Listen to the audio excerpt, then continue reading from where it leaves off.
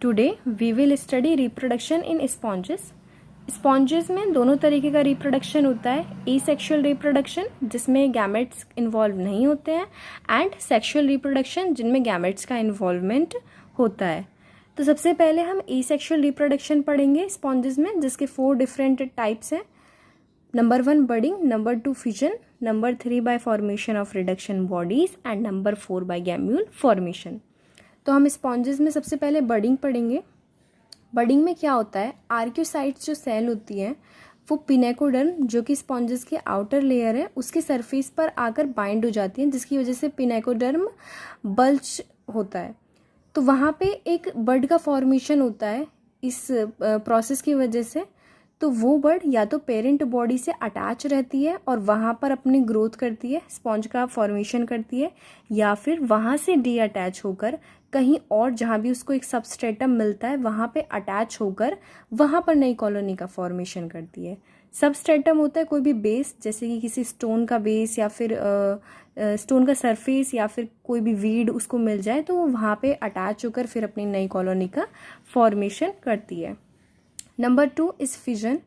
Sponge जो होते हैं वो हाइपरट्रोफाइड होते हैं, यानी कि साइज़ में इंक्रीज होते हैं, लेकिन जब वो इंक्रीज होते हैं तो उनकी एक लाइन ऑफ वीकनेस होती है कि वो यहाँ तक ही इंक्रीज कर सकते हैं, उसके बाद स्प्लिटिंग होनी स्टार्ट हो जाती है। तो जो स्प्लिट हुआ पार्ट है वो पेरेंट बॉडी से अलग हटकर अपना एक न्यू सबस्ट्रेटम को फाइंड आउट करता है और वहाँ पर बाइंड होकर नई कॉलोनी का फॉर्मेशन करता है। Next is reduction bodies.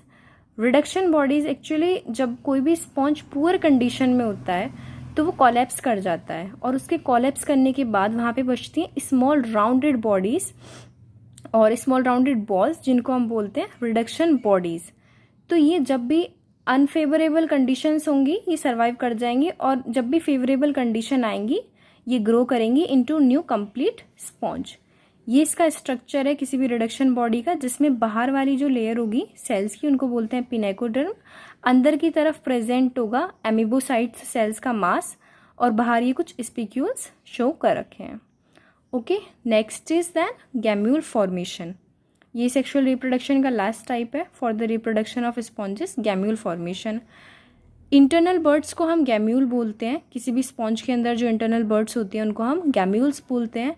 वो क्या करती हैं, डी अटैच करती हैं और अपना डेवलपमेंट करती हैं। ये अनफेवरेबल कंडीशंस को बियर कर सकती हैं और जब भी फेवरेबल कंडीशन आती है अपनी ग्रोथ करती हैं। इसके अंदर क्या होता है, आर्क्योसाइट सेल्स का मास होता है जो कि टोटीपोटेंट होती हैं। टोटीपोटेंट मीन्स वो एक जगह से डी अटैच होकर दूसरी जगह जहाँ भी बाइंड होंगी तो वहाँ पर एक न्यू कॉलोनी का फॉर्मेशन कर सकती है, न्यू ग्रोथ होगी। तो ये एक पूरा स्ट्रक्चर है गैम्यूल का। ये यहाँ पे आर्क्योसाइट्स है, ये इसमें गैम्यूल के अंदर बाहर की एक माइक्रोपाइल होता है जिसके थ्रू ये अमीबोसाइट्स इससे बाहर जाती हैं। ओके, इसकी 2 लेयर होती हैं, एक इनर लेयर एक आउटर लेयर। ये काइटिनियस कवरिंग होती हैं जो कि इसको प्रोटेक्शन देती हैं अमीबोसाइट्स को, और यहाँ पे कुछ स्पिक्यूल्स यहाँ पे अटैच है for the protection. Okay, so this is the structure of a gemmule. Micropyle से वो जब भी फेवरेबल कंडीशंस आएंगी, फेवरेबल टेम्परेचर, न्यूट्रिशन, जो भी फेवरेबल उसके लिए कंडीशंस होंगी तो वो माइक्रोपाइल के थ्रू बाहर सी वाटर में चले जाएंगे और अपनी कॉलोनी का फॉर्मेशन करेंगे। So this was all about asexual reproduction. Now we will study sexual reproduction में क्या होता है। फर्टिलाइजेशन जो होता है वो इंटरनल होता है, एक्सटर्नल भी हो सकता था, लेकिन एक्चुअली होता क्या है, ये हर्माफ्रोडाइट होते हैं, यानी मेल और फीमेल दोनों ऑर्गन्स, दोनों सेक्स ऑर्गन एक ही ऑर्गेनिज्म के अंदर प्रेजेंट होते हैं। बट एग और स्पर्म का प्रोडक्शन डिफरेंट टाइम में होगा, यानी अगर एग अभी प्रोड्यूस हो रहा है तो ज़रूरी नहीं है स्पर्म भी तभी प्रोड्यूस हो रहा हो, इसीलिए ये सेल्फ फर्टिलाइजेशन की जगह क्रॉस फर्टिलाइजेशन करते हैं। ओके, उसके बाद इसमें है फर्टिलाइजेशन।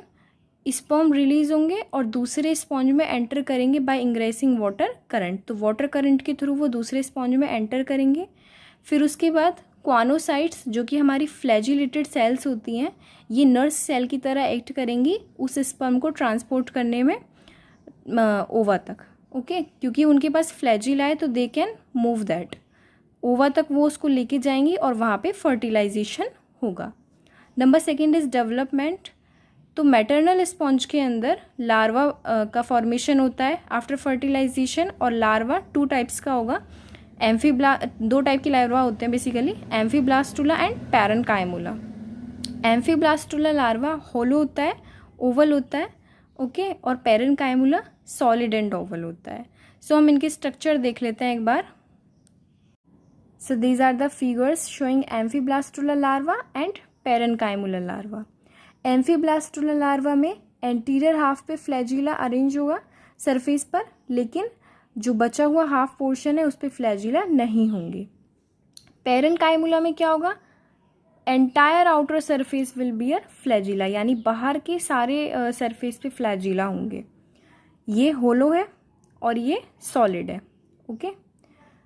तो ये हो गए। और उसके बाद एक्चुअली होता क्या है, फ्लैजिला होने की वजह से ये मैटरनल जो पेरेंट है, मैटरनल स्पॉन्ज है, उससे बाहर निकल पाते हैं। अगर ये फ्लैजिला नहीं होगा तो वो अपना मूवमेंट नहीं कर पाएंगे।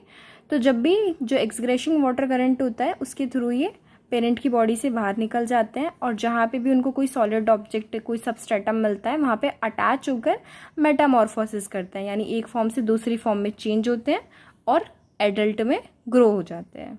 In this way sexual reproduction is completed in sponges.